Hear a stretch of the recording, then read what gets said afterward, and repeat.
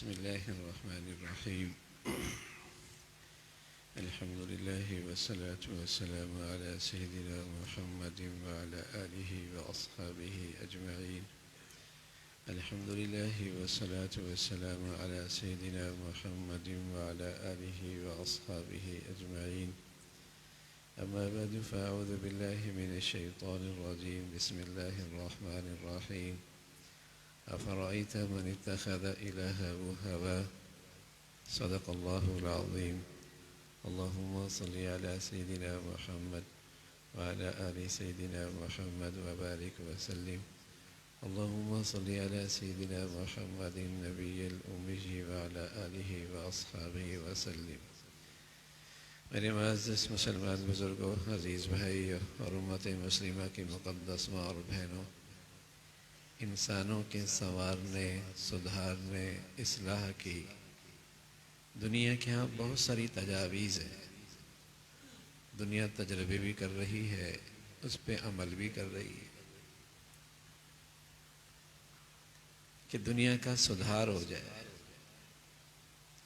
ज़िंदगी के अंदर सलाह आ जाए, संवर जाए, सुधार आ जाए। दुनिया के पास मुख्तलिफ तजावीज़ भी हैं, तजरबे भी हो रहे हैं, उन पे अमल भी हो रहा है।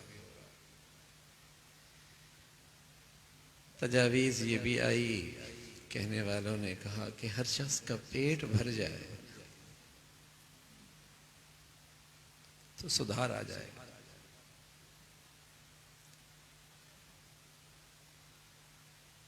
अंदर न बदले, जज्बा सही न हो, मिजाज में नफ्स परस्ती हो तो पेट भरने से क्या हो। पहले जुर्म होता था कमज़ोर आदमियों से, अब जुर्म होगा ताकतवर, इसलिए कि पेट भरा हुआ है। पहले जुर्म होता था फटे पुराने कपड़ों में, अब वो ज़रबर्क लिबास पहन के जुर्म करता है।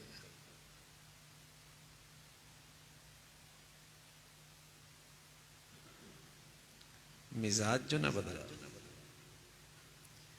यहाँ जो इंसानियत की खैर खाई नहीं आई, ज़मीर जो नहीं बदला, दिल जो नहीं बदला, ज़हनियत जो नहीं बदली, तो पेट भरने से क्या हो। जराइम करने वाले सब खाली पेट तो नहीं होते।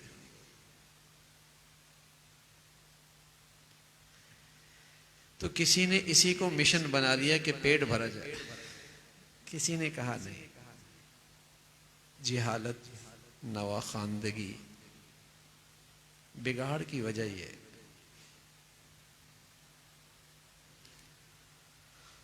उन्होंने मालूमात की फरावानी कर दी, मालूमात बढ़ गई,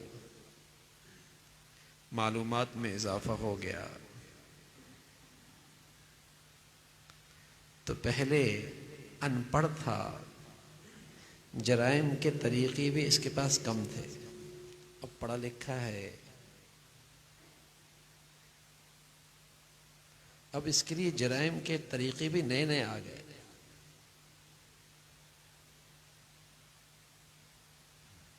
ज़हनियत नहीं बदली, दिल नहीं बदला, ज़मीर नहीं बदला, तो मालूमात आने के बाद ऐसे ही है जैसे लोहारी को ताला तोड़ने का फन दे दो। अब इसके पास मालूमात हैं, ये जुल्म के नए नए नक्शे बनाता है,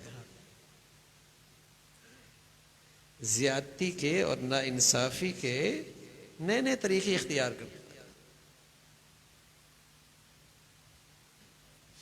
ये जराइम के नए नए तरीके इजाद करता है।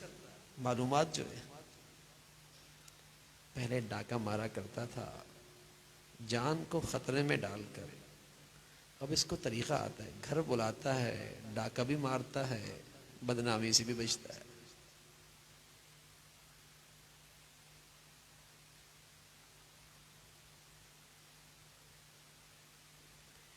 तो मालूमात का इजाफा होना भी तो सुधार का हल नहीं है, सुधार का हल नहीं है। किसी ने कहा तहजीब, कल्चर एक होना चाहिए, सारी दुनिया का कल्चर एक हो जाए, सारे मुल्क का कल्चर एक हो जाए तो इनके अंदर इत्तेफाक हो जाएगा। तो ये बताओ कि जिनकी ज़बान एक है और कल्चर पहले से एक है, उनमें भी कितना इत्तेफाक है?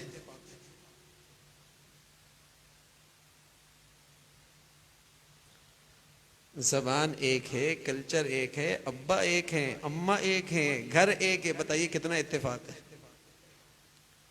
कल्चर एक होने से बात नहीं बनेगी जब तक कि दिल एक नहीं होंगे।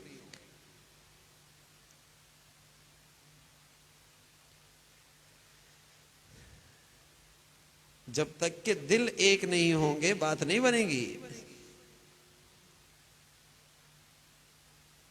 कह दिए ना, तहजीब एक हो जाए, कल्चर एक हो जाए, सारे कौम का एक हो जाए, सारे मुल्क का एक हो जाए, सारी दुनिया का कल्चर एक हो जाए। तो जिनका कल्चर और तहजीब पहले से एक है, बताइए उनमें आपस में कितनी जगाना है और उनमें एक दूसरे के लिए कितने खैर खाई के और भलाई के जज्बात हैं।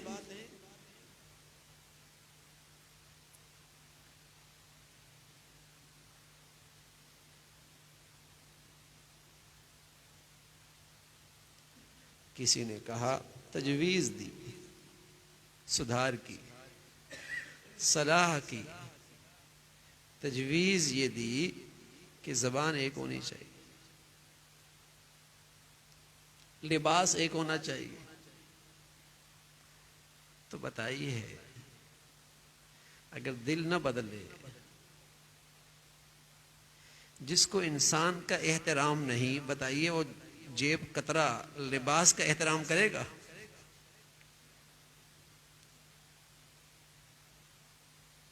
जिसे इंसान का एहतराम नहीं, क्या वो जुल्म से सिर्फ लिबास देखकर बच जाएगा? जुल्म करने से पीछे हट जाएगा?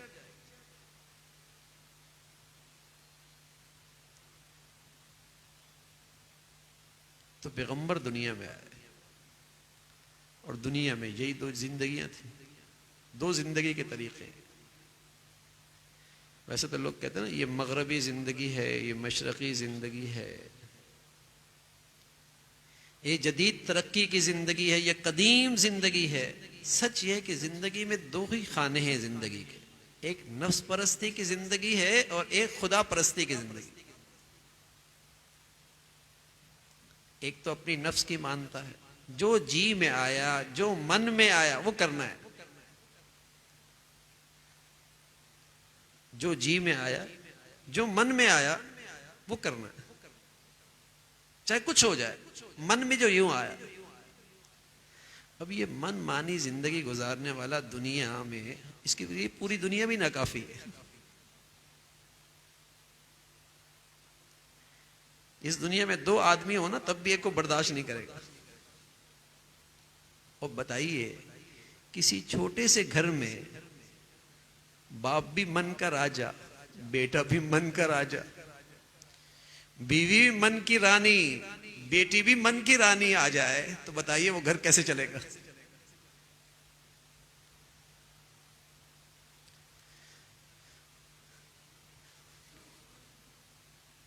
एक ही घर में जब पूरी दुनिया इसके लिए नाकाफी है, तो एक छोटे से घर के अंदर ये कैसे सुकून और चैन से रह सकते हैं? ये मन का राजा जो इसके जी में ये करना चाहता है, और बीवी मन की रानी है जो उसके जी में वो करना चाहती है। बेटी भी ऐसी है, बेटा भी ऐसा है। अब एक ही घर में चार मन के राजे रानी, बताइए उस घर में चैन और सुकून कैसे आएगा? सड़क पे गाड़ी आ जाए, 3 गाड़ियां हो, 4 गाड़ियां हो, हर एक चाहे कि रोड पे जैसे मैं चलाऊंगा वैसे, जैसे मेरी मर्जी वैसे गाड़ी चलाऊंगा, तो टकराव होगा नहीं होगा? और इसी रोड पे हजारों गाड़ियां हो, और सब अपनी लाइन पे चले, बताइए टकराव होगा? बिल्कुल टकराव नहीं।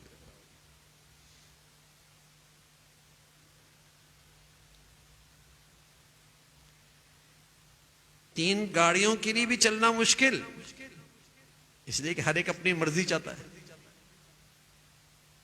और हजारों गाड़ियां भी नहीं टकराती, इसलिए कि वो कानून के मुताबिक चल रही है।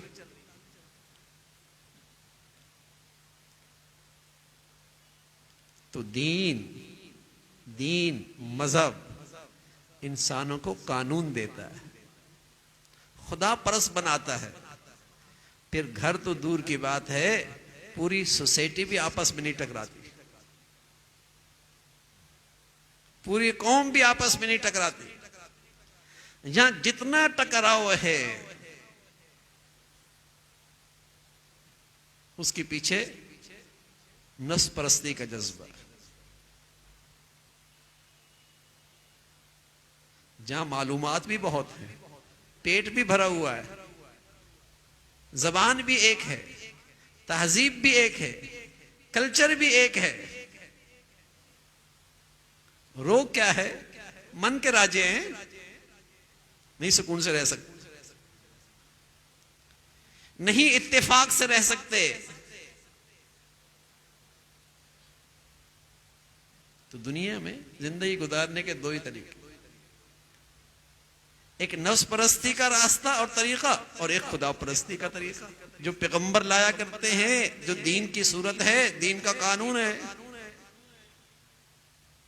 तो बताइए, इंसान की सलामती, दुनिया की सलामती नफ्स परस्ती में है या खुदा परस्ती में? इसलिए दीन अल्लाह की रहमत है, दीन अल्लाह का इनाम है, दीन अल्लाह की तरफ से नेमत है।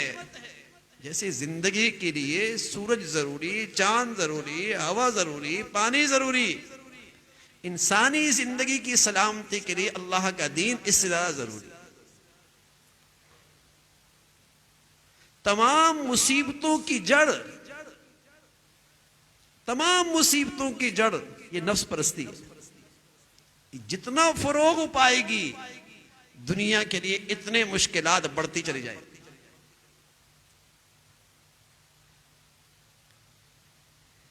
ये जितना फरोग पाएगी ये जिंदगी नफ्स परस्ती वाली, जिंदगी के मसाइब इंसानों के लिए मुश्किलात बढ़ती चली जाएंगी,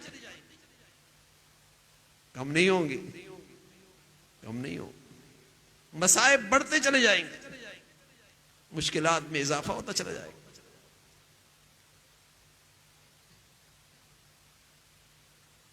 जब अल्लाह के नबी इस दुनिया में तशरीफ लाए, नफ्स परस्ती की इंतहा थी 6वीं सदी ईस्वी में, उसका इब्तिदाई दौर था। और उस वक्त के जो बादशाह थे वो नफ्स परस्ती की उरूज पर थे। जब मुसलमानों ने ईरान पे हमला किया, लोगों को इस नफ्स परस्ती के अजाब से निजात के लिए, कि इस नफ्स परस्ती के अजाब से निजात पा जाए, हमला किया।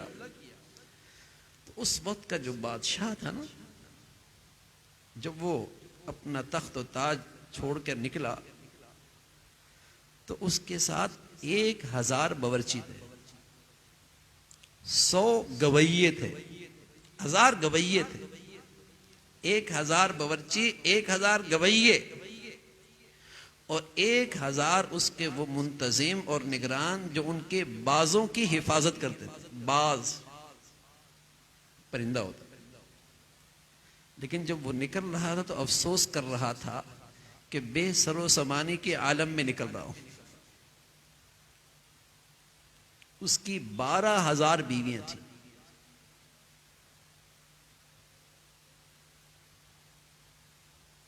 नफ्स परस्ती की इंतहा थी। उस दौर में अल्लाह के नबी इस दुनिया में आए जहां नफ्स परस्ती के सैलाब में हर चीज बहती चली जा रही थी। वहां आपने इंसानियत का रुख फिरा, मिजाज बदला, जहन बदला, जमीर बदला, सोच बदली।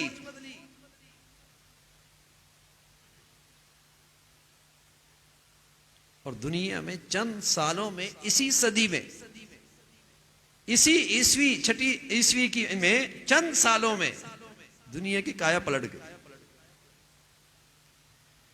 नफ्स परस्ती की जगह खुदा परस्ती ने ले ली और दुनिया में अमन और सलामती आ गई। तो दीन खुदा परस्ती का नाम है, कानून और ज़ाब्ते का नाम है। मैं अर्ज कर रहा हूं मेरे अजीजों, सड़क पे अगर चंद गाड़ियां भी ज़ाब्ते के खिलाफ चलें और मनमानी गाड़ी चलाने लग जाए तो टकराव हो जाएगा। हजारों गाड़ियां भी कानून के मुताबिक चले तो मंजिल तक पहुंच जाए। तो अगर एक घर में हर आदमी नफ्स परस्ती की जिंदगी गुजारना चाहे, मन का राजा हो, तो बताइए वो घर जहन्नम बनेगा नहीं बनेगा? वो माशरा कैसे होगा? वो सोसाइटी कैसी होगी? कैसे उसमें फसाद बर्पा होगा? और इंसानों के लिए वो सोसाइटी कितनी तकलीफ दे और मुसीबत ज़दा होगी। इसलिए कि नफ्स परस्त इकट्ठे हो गए सारे, जिंदगी मुश्किल हो जाएगी।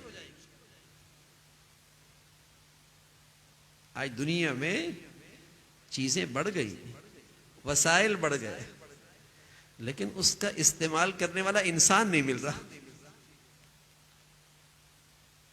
क्यों? वो नफ्स परस्त। चीजें बहुत, वसाइल बहुत, जराए बहुत, लेकिन इस्तेमाल करने वाला इंसान कैसा है?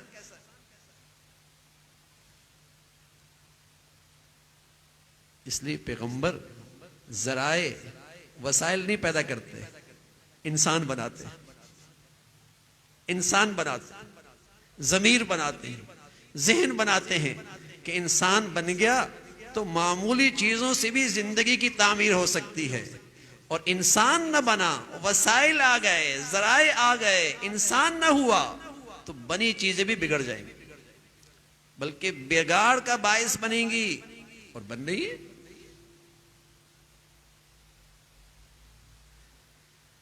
अब तो सारी दुनिया में एक ही फिक्र है कि अच्छी चीज कैसे बन जाए। ये पैगंबरों की सोच तो बिल्कुल खत्म हो गई कि इंसान कैसे अच्छा बन जाए। मशरिक से लेकर मगरिब तक हर तालीमी इदारे में एक ही सोच है ना कि चीज कैसे अच्छी बन जाए। पैगंबरों की ये सोच और फिक्र तो खत्म ही हो गई कि इंसान कैसे अच्छा बन जाए।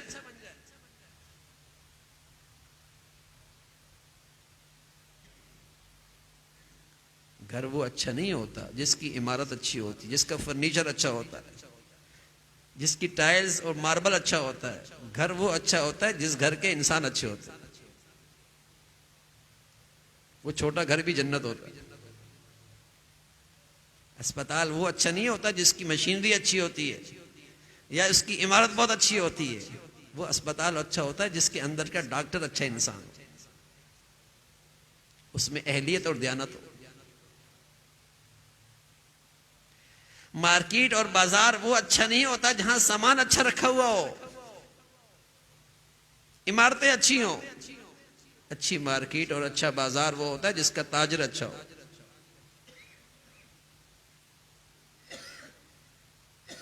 बाप वो अच्छा नहीं होता जिसकी गाड़ी अच्छी हो, जिसका लिबास पोशाक अच्छा हो। बाप वो अच्छा होता है जिसमें इंसानियत ताजा हो। बीवी वो अच्छी नहीं होती जिसका लिबास बहुत कीमती हो, नए ब्रांड का लिबास पहनती हो। ना ना, उसके अंदर इंसानियत हरी भरी हो, अखलाक अच्छे हो, किरदार अच्छा हो।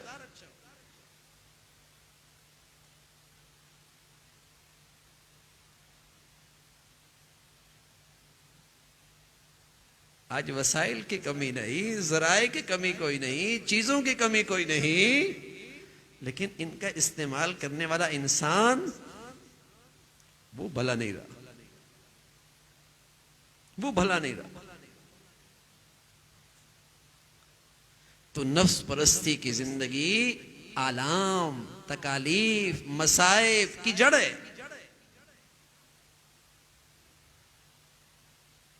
किसी भी जगह चंद नफ्स परस इकट्ठे हो जाए मुसीबत हो जाती जिंदगी गुजारना,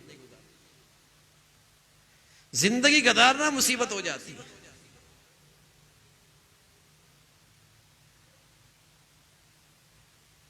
तो खुदा परस्ती की जिंदगी पैगंबर लेके आता है, नबी लेके आता है, अल्लाह का रसूल लेके आता है। रसूल बताता है कि वो जिंदगी कैसे गुजारनी है, वो कानून क्या है, कि जिस तरह अल्लाह ने इस इंसान को पैदा किया है उसका हक है कि वो इसकी जिंदगी का भी मालिक है। उसे यह हक हासिल है कि इसे बताए कि जिंदगी यूं गुजारनी है। ये शुतरे बेमुहार नहीं है कि जो जी में आया कर लिया। अगर ऐसा होगा कि दुनिया में फसाद बर्पा करे, इसे फसादी कहेंगे,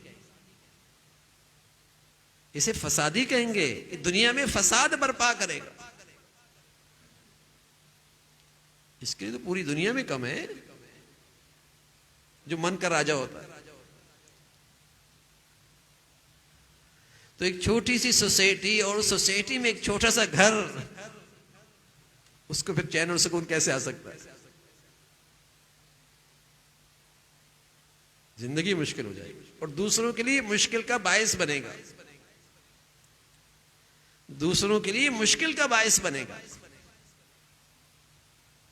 मुसीबत बनेगी। तो दुनिया में जिंदगी के दो ही खाने हैं भाई, एक नफ्स परस्ती का रास्ता कि जो मन में आए वो कर ले। हकीम उल उम्मत थानवी रहमतुल्लाह अलैह फरमाया करते थे कि अगर तुम यूं करो कि जो भी काम करने लगो थोड़ा सा ये सोच लो कि इसमें अल्लाह नाराज तो नहीं होगा, ये अल्लाह की रजा के खिलाफ तो नहीं है। कोई भी काम करने लगो तो खुद बहुत सुधार आने लगेगा, खुद बहुत तरबियत होने लगेगी, खुद बहुत इस्लाह होने लग जाएगी और तुम खुदा परस्ती के रास्ते पे चलने लगोगे। ये फिक्र नसीब हो जाए ना कि मेरे ऊपर कोई जात है, उसका मुझ पे कोई हक है, उसने मुझे पैदा किया है, सारी अताएं नवादिशात उसी की हैं और वो मेरी जिंदगी का मालिक है। तो अगर हर अमल से पहले ये सोच ले कि ये काम अल्लाह को नाराज करने वाला तो नहीं है, इससे अल्लाह ताला नाराज तो नहीं होंगे। हज़रत फरमाया करते थे मुसलमान को तो फिक्र होनी यही चाहिए, बल्कि हज़रत फरमाया करते थे कि मुसलमानों का तो गम अगर दुनिया में है तो एक ही गम है बस, और कोई गम नहीं है मुसलमान को, कोई इसको गम नहीं लगना चाहिए, इसे दुनिया में और कोई गम नहीं लगना चाहिए। अगर गम है तो इसको एक गम लगना चाहिए और वो गम सिर्फ ये है कहीं अल्लाह नाराज तो नहीं हो गया।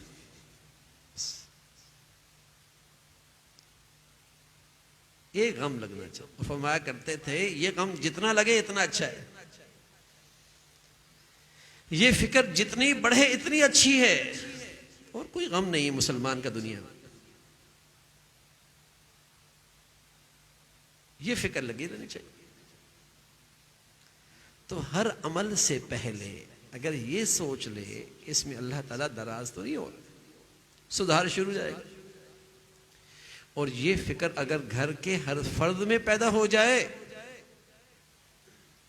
हर एक की ये जहनियत बन जाए, तो वो घर जन्नत बन जाए। अब यकीन जाने किसी को किसी से तकलीफ नहीं होगी। जैसे आज ये ना कि जहां रहते हैं हर एक को दूसरे से तकलीफ होती, इसलिए कि हर एक मन का राजा है।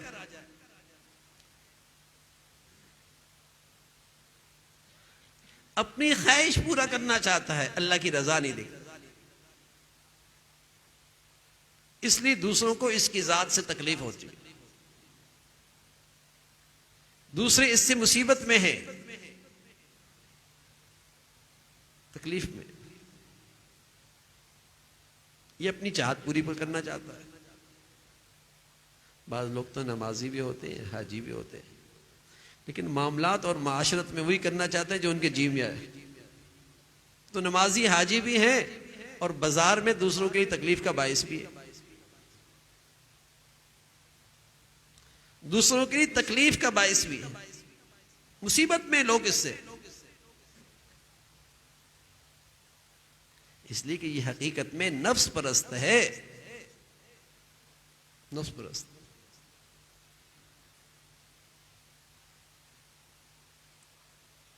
तो खुदा परस्ती के रास्ते पे चलने में मेरे अजीजों दुनिया की सलामती है और आखिरत की कामयाबी। खुदा परस्ती के रास्ते, नफ्स परस्ती की जिंदगी में इस दुनिया में भी हलाकत है, तकलीफ है, अपने लिए भी दूसरों के लिए। एक बुजुर्ग थे मौलाना रूमी रहमतुल्लाह अलैह, उनकी बड़ी खुसूसियत थी कि वो हिकायात में कहानी के अंदाज में बात करते और उसमें एक पैगाम देते थे, एक पैगाम दिया करते। फरमाने लगे एक शख्स था, बूढ़ा आदमी था, उसकी कमर झुकी हुई थी और वो गली में बाहर कुछ तलाश कर रहा था। जब बहुत देर हो गई तो एक नौजवान आया, उसने कहा बड़े मियाँ क्या तलाश कर रहे हो? कहा बेटे हीरा तलाश कर रहा हूं। वो भी तलाश करने लगा। जब बहुत देर हो गई तो उस बड़े मियाँ ने, इससे नौजवान ने पूछ लिया बड़े मियाँ ये हीरा गुमा कहाँ है? कहा बेटे गुमा तो घर में था, वहां अंधेरा बहुत है, बाहर रोशनी है इसलिए यहां तलाश कर रहा हूं। बाहर रोशनी है इसलिए यहां तलाश कर। तो आप कहेंगे बड़े मियाँ की उम्र का तकाजा है, उसकी उम्र की वजह से वो उनकी अकल सटिया गई होगी, इसलिए अंदर की चीज बाहर तलाश कर रहा है और लॉजिक दे रहा है कि बाहर रोशनी अंदर अंधेरा है, उम्र का तकाजा। लेकिन सच ये है मेरे अजीजों, आज सारी दुनिया में यही खेल हो रहा कि जिंदगी की सलाह और सुधार तो अंदर गुम है कि दिल बदलता, जहन बदलता, जमीर बदलती, दिल बदलता, जहन बदलता, जमीर बदलता। जिंदगी का सुधार तो अंदर गुम है और हम जिंदगी संवारने निकले हैं बाहर के नक्शों से कि स्टेटस अच्छा हो जाए, गाड़ी अच्छी हो जाए, आमदनी अच्छी हो जाए, लिबास पोशाक अच्छा हो जाए, घर अच्छा हो जाए। तो बताइए बड़ी मियाँ से तो हम कह रहे हैं कि बड़ी मियाँ की अकल सटिया गई है, दुनिया हमारे बारे में क्या कहेगी?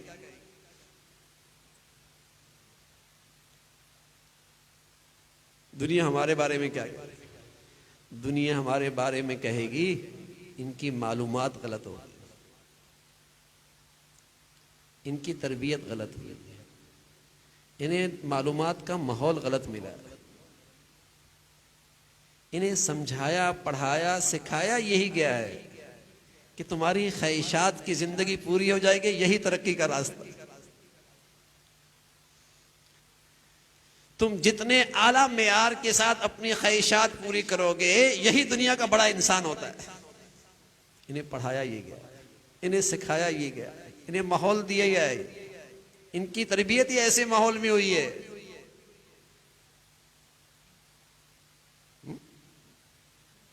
मौलाना रूमी रहमतुल्लाह अलैह फरमाया करते थे कि आज दुनिया भी ऐसे ही कर रही है, बड़े मियाँ की तरह सबकी अकल सटिया गई है उस गलत मालूमात की वजह से। लेकिन पैगंबर तो इंसानियत के खैरखा होते हैं ना, नबी तो इंसानियत के सबसे बड़े हमदर्द होते हैं ना। उन्होंने बताया है कि तुम्हारी जिंदगी बाहर से नहीं उसमें सुधार आएगा, तुम्हारी जिंदगी का सुधार तुम्हारे अंदर से आएगा। जैसे मछली सर की तरफ से सड़ती है ना, तो इंसान की जिंदगी का बिगाड़ अंदर के बिगाड़ से होता है। यहां हवस बहुत बढ़ गई, यहां हवस बहुत बढ़ गई। आज जबान जबान से नहीं टकरा रही, हवस हवस से टकरा रही है। आज कल्चर कल्चर से नहीं टकरा रहा, हवस हवस से टकरा रही है। वरना जबान क्या कल्चर क्या, घर में तो अब्बा भी एक है, अम्मा भी एक है, कल्चर भी एक है, जबान भी एक है। लेकिन ये मियां बहन भाई क्यों टकरा रहे? हवस टकरा रही है। ये मियां बीवी क्यों टकरा रहे? हवस टकरा रही है।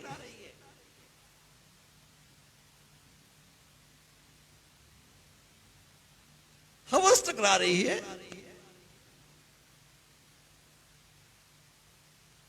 तो सुधार तो अंदर से है।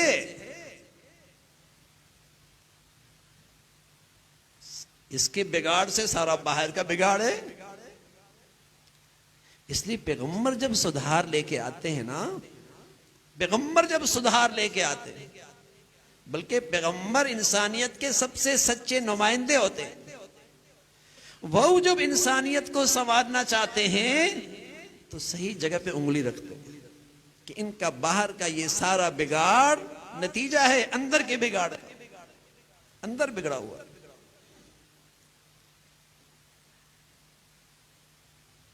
यहां किसी ने कहा मालूमात बढ़ा दो, कोई किसी ने इसी को मिशन बना दिया। किसी ने कहा पेट भर लो, किसी ने इसी को मिशन बना लिया। किसी ने कहा कल्चर एक होना चाहिए, इसी को मिशन बना लिया। किसी ने कहा जमात एक होनी चाहिए, तंजीम एक होनी चाहिए, हाँ तंजीम होनी चाहिए। अरे भाई, सड़े हुए अफराद से अगर तंजीम बनेगी तो पहले चोरी अकेला किया करता था, अब मुनज्जम होकर करने लग गए, इसलिए कि जमात इकट्ठी होगी। जब तक जमीर नहीं बदलेगा, दिल नहीं बदलेगा, सोच नहीं बदलेगी, उस वक्त तक तंजीम तो जमात तो, इसलिए कि बिगड़ी हुई अफराद से मजमुआ बिगड़ा हुआ बनेगा ना। तो पैगंबर उंगली रखते हैं दिल पे कि बाहर का सारा बिगाड़ अंदर के बिगाड़ की वजह से।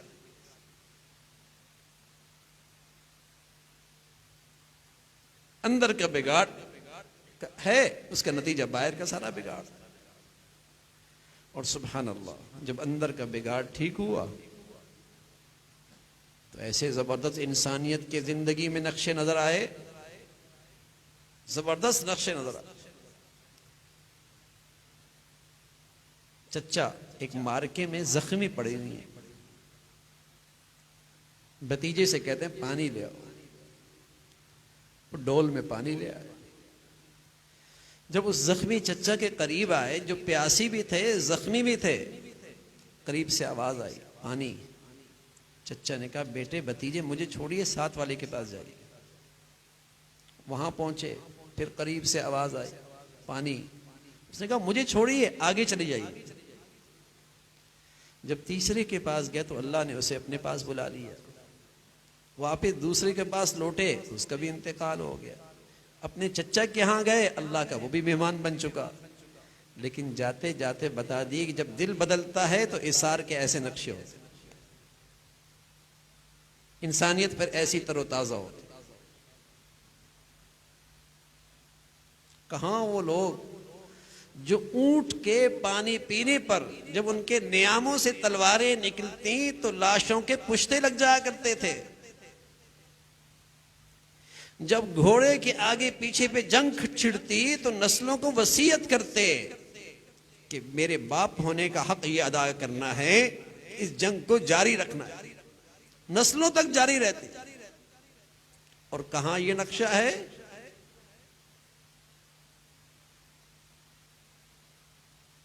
दिल जो बदल गए, जमीर जो बदल गए, जहनियत जो बदल गई, जज्बे जो ठीक हो गए। हुजूर अलैहिस्सलातु वस्सलाम है, आपके यहां एक मेहमान आता है, आप अलैहिस्सलातु वस्सलाम फरमाया आज इस मेहमान की मेजबानी कौन करेगा? एक साहबी ने हाथ खड़े, या रसूलुल्लाह ये सआदत मुझे मिल जाए। घर ले गए। जैसे वो सहाबी थे ऐसी सुभान अल्लाह उनकी एहलिया भी थी, बड़े दिल वाली, बड़े दिल वाली। पता है घर में कुछ नहीं है। आज की बेचारी कमजोर औरत क्या कहती है, लाते क्या हो कि मेहमान उठा के ले आए हैं? लाते क्या हो कि मेहमान उठा के ले आए। एक मेहमान भी बोझ बन जाता है, सब कुछ होते हुए भी बोझ लगता है। पहले अजीब दौर था, पहले मिलने का दिल करता था, सवारियां नहीं होती थी, राब्ते नहीं होते थे। अब राब्ते और सवारियां हैं, इंसान इतना नफ्स परस्त हुआ है कि मिलने का दिल नहीं करता।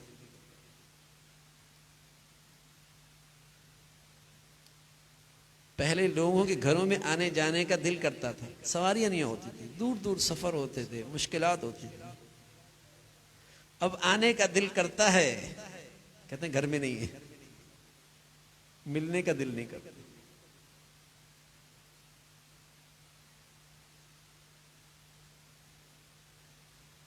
मिलने का दिल नहीं करता। क्या चीजें कम हो गई, माशियत खराब हो गई, पहले के मुकाबले में दुनियावी हालात बेहतर नहीं है क्या? हर आदमी पहले से ज्यादा खुशहाल है। नफ्स परस्ती ने दिल छोटा कर दिया है। इस नफ्स परस्ती ने दिल बड़ा छोटा कर दिया है। हालांकि घर में मेहमान आए तो वो मेहमान अपना रिस्क भी लेके आता है, बस वक्त मेजबान के और मजे हो जाते हैं। वो खुद खाता है लेकिन अपने साथ ज्यादा रिस्क लेके आता है।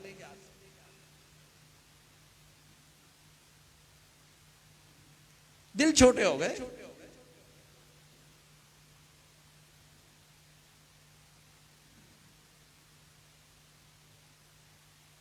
खुश हो गए और ये भी पता है घर में कुछ नहीं।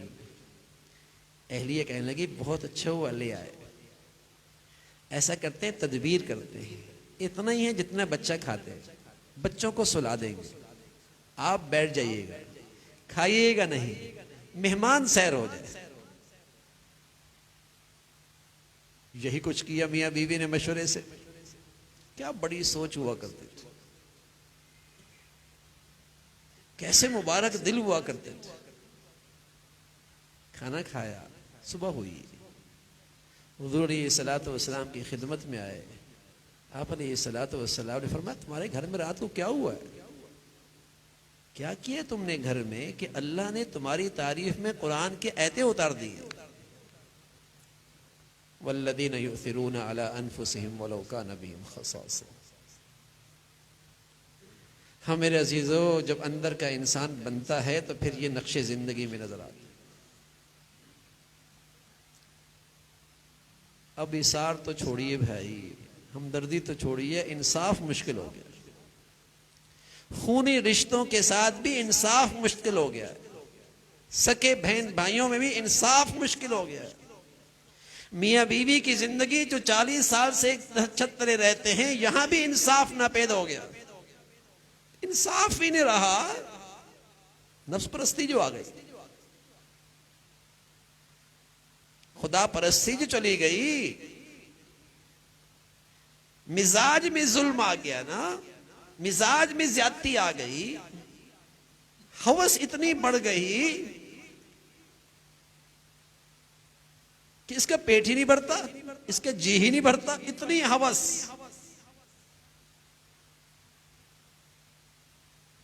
ये बला है, ये बला, ये हर मुसीबत की जड़ है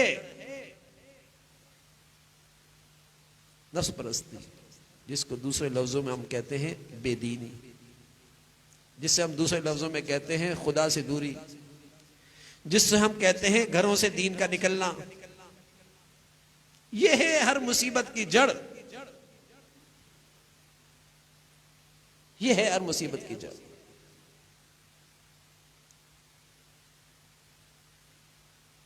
तो वहां तो ये नक्शा है, और कहां वही लोग जहां जिनकी हिर्स व हवस ऐसी थी कि दुनिया की कोई मुहज्जब सल्तनत वहां हुकूमत नहीं करना चाहती, और कहां जिंदगी की काया पलटी, और कहां नक्शा जिंदगी का बदला, इसलिए कि अंदर का इंसान बदल गया। सब कुछ बदल गया, सब कुछ बदल गया।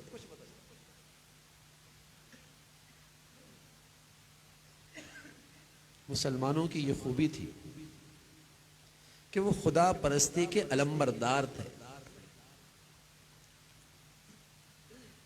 मुसलमानों की ये पहचान थी कि वो खुदा परस्ती के नमूना हुआ करते थे, और इस नमूने से दुनिया को बड़ी राहत मिलती, बड़ी राहत मिलती थी। और इनकी जिंदगी में दूसरों के लिए बड़ी कशिश हुआ करती थी। जब सुलह हुदैबिया हुई तो मुसलमानों की तादाद 1400 थी। सुलह हो गई, और उस सुलह में एक शिक ये भी थी कि अब मक्का वाले मदीना आ सकते। सुलह हो गई, मक्का वाले मदीना आ सकते। 2 साल गुजरे, और इन 2 सालों में के बाद फतह मक्का होने लगा, तो मुसलमानों की तादाद 1400 से बढ़कर 10,000 हो गई। और इन 2 सालों में न मुसलमानों की तलवार चली न जबान चली, लेकिन खुदा परस्ती की जिंदगी का सिक्का चला। वो इतनी पुरकशिश थी, वो इतनी पुरकशिश थी, देखने वाले को उसको इतना सुकून और राहत मिलती थी, तो वो कहते थे क्या चीज है भाई, हमें भी इसमें आना है, हमें भी इसमें आना है, हम भी ये कबूल करते हैं। सिर्फ 2 सालों में मुसलमानों की तादाद 1400 से बढ़कर 10,000 तक हो। खुदा परस्ती की जिंदगी में इतनी कशिश है,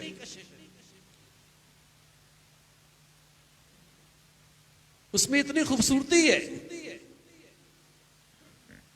उसमें इंसानियत के लिए राहत है, उसमें इंसानियत के लिए सुकून है, उसमें इंसानियत के लिए ठंडक है। वो हैरान होते थे, कहां ये किसी को बर्दाश्त नहीं करते थे, इनकी हवस ऐसी थी, और कहां ये आज एक दूसरे के लिए शीरो शकर।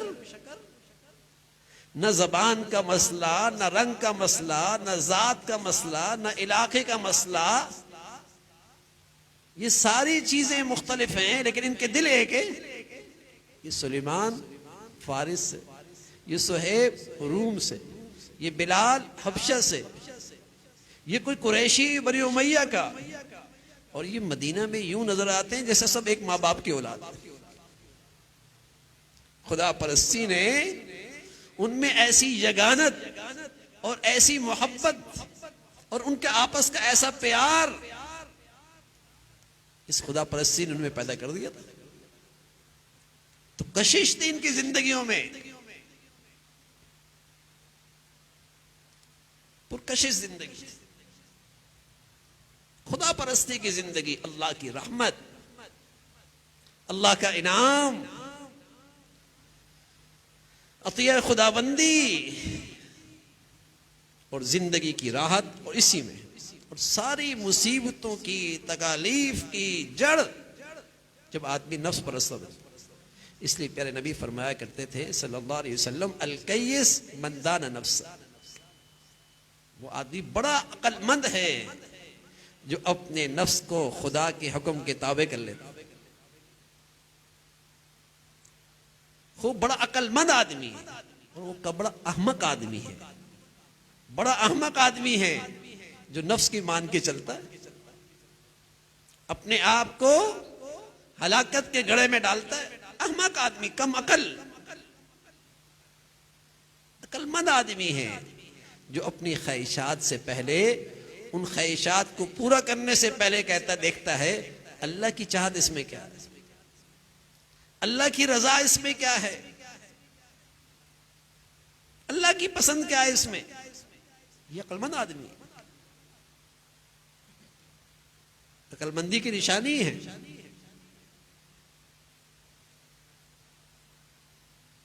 कोई आदमी अपने बच्चे की हर ख्वाहिश पूरी कर दे, कोई दाना बाप ऐसा करता है? कोई दाना माँ अपने बच्चे की हर ख्वाहिश पूरा करती है? और अगर कोई नादान माँ बाप ऐसे करने लग जाएं तो उन्हें नादान ही कहेंगे ना। बताइए, उसमें बच्चे की खैर खाई है तो वो आदमी फिर नादान है ना, जो अपनी नफ्स की हर चाहत पूरी करना चाहता है, हर ख्वाहिश पूरी करना चाहता है। नादान है ना, कमअकल है। माँ दाना है, बाप दाना है, वो अपने बच्चों और बच्चियों की वही चाहत पूरी करती है जिसमें उसकी खैर खाई समझता है।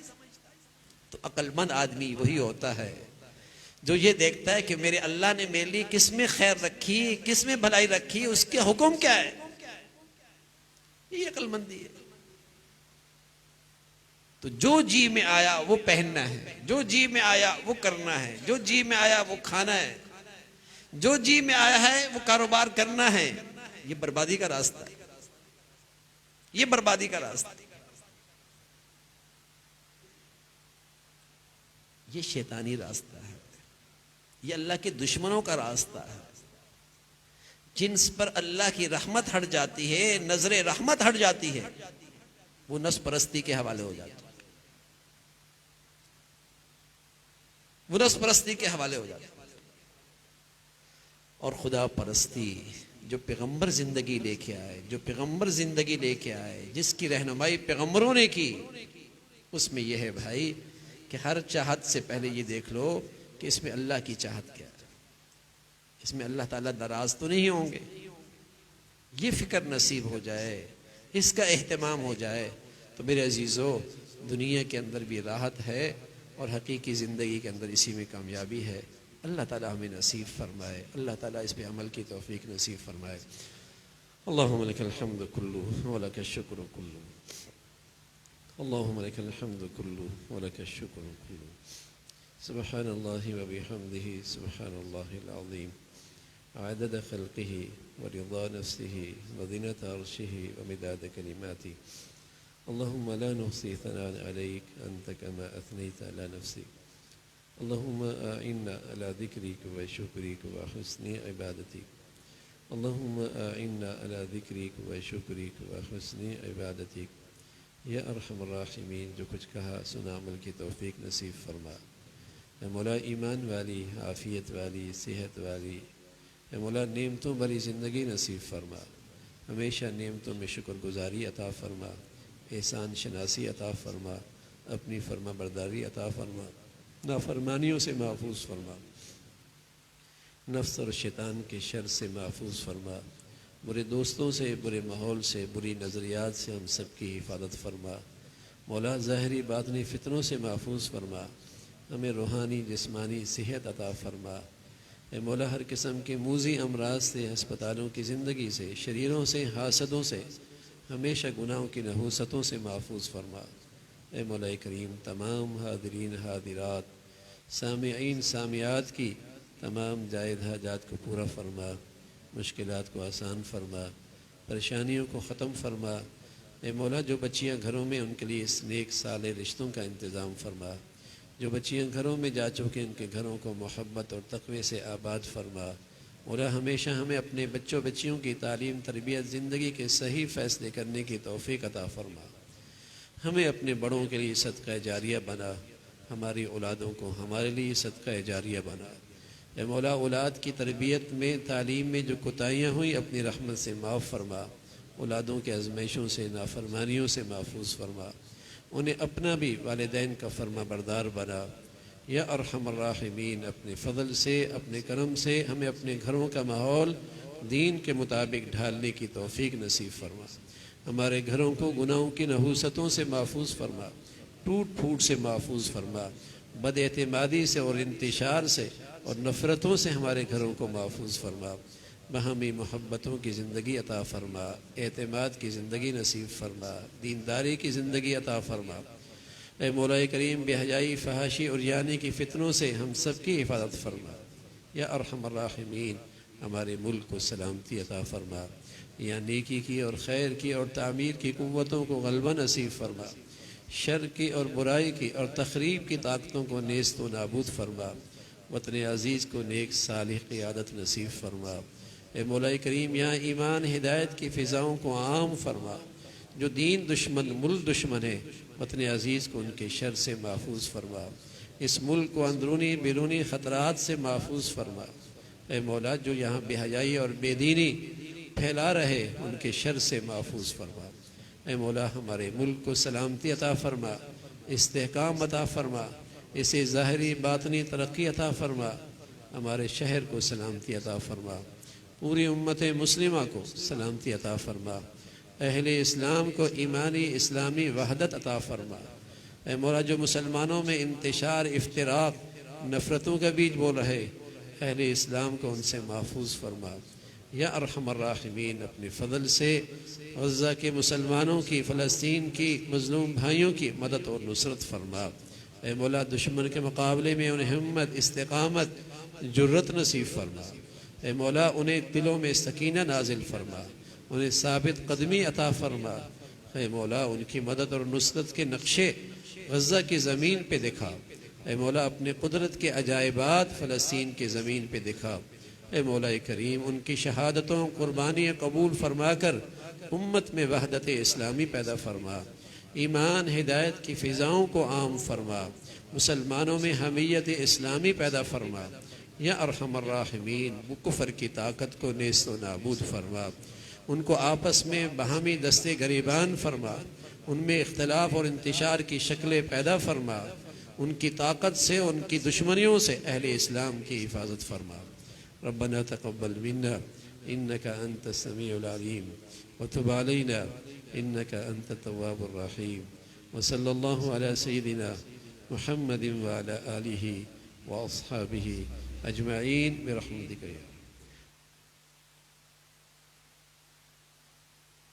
बयान नहीं होगा, आने वाले इतवार को एक सफ़र है, उस पर बयान नहीं होगा, इसलिए जो हजरात बारिश की वजह से नहीं तशरीफ़ लाए उन्हें भी इत्तला हो जाए तो अच्छा है, वरना साथियों को तकलीफ़ होती है। तो अगले इतवार को सफ़र की वजह से बयान नहीं होगा।